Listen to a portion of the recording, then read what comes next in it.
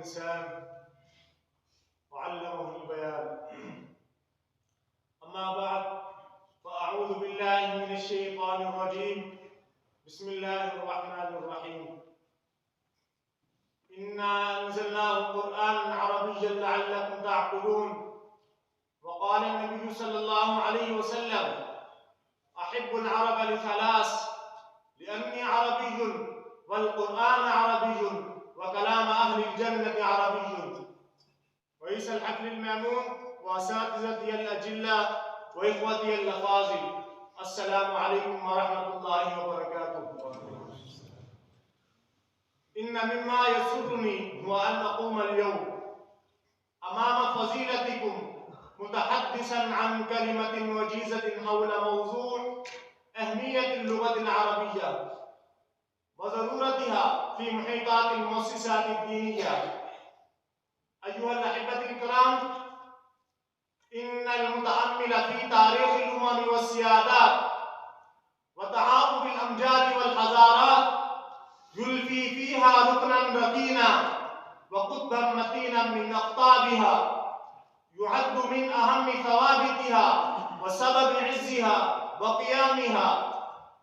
ذلك هو لسانها ولغتها. وإننا أبناء هذه الأمة الإسلامية، قد من الله علينا بأفصح لسان وأبلغ بيان. أيها الإخوة الشباب، إن اللغة العربية لغة القرآن والسنة، ولها صلة وثيقة بالدين الإسلامي، وهي من إحدى اللغات الست العالمية المسجلة لدى الأمم المتحدة.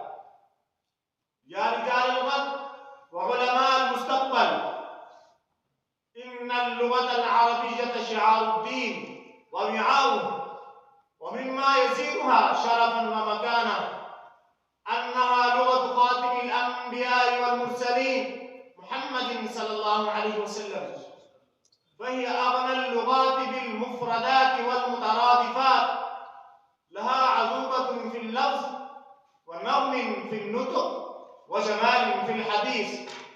يقول الشافعي رحمه الله تعالى: أوسع الألسنة مذهبا وأكثرها ألفاظا.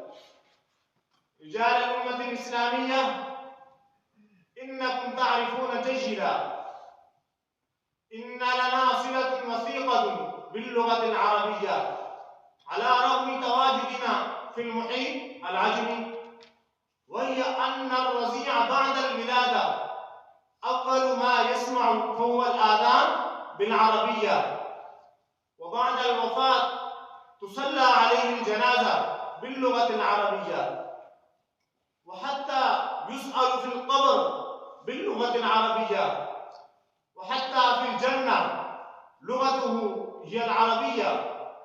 وفي الدنيا يقرأ القرآن وهو بالعربية، ويسمع الآذان 5 مرات في اليوم بالعربية، ويصلي صلاة وهي بالعربية، وكافة أحاديث رسول الله صلى الله عليه وسلم بالعربية. والدراسات الإسلامية، أي الدرس النظامي، مناهجه باللغة العربية. فعلم أن مصدري الإسلام الشرعية الأساسيين بالعربية، فالحق أن نقول لغة الإسلام والمسلمين هي العربية. أيها المسلمون، نحن لا نطالب الناس اليوم بأن يكونوا أمثال سيبويه وابن العقيل وغيرهم من أعلام اللغة والبيان والشعر واللسان، ولكننا نريد أن يتعلموا منها ما يعنيهم على تدبر كتاب الله وتذوق ألفاظه وفهم معانيه والتعمق في مقاصده ومرامه لأجل تطبيقه والعمل به، لأن العربية أساس هويتنا. يقول عمر بن الخطاب رضي الله عنه: تفقهوا في الدين وتعلموا العربية. شكرا على حسن استماعكم، وجزاكم الله خيرا، والسلام عليكم ورحمة الله.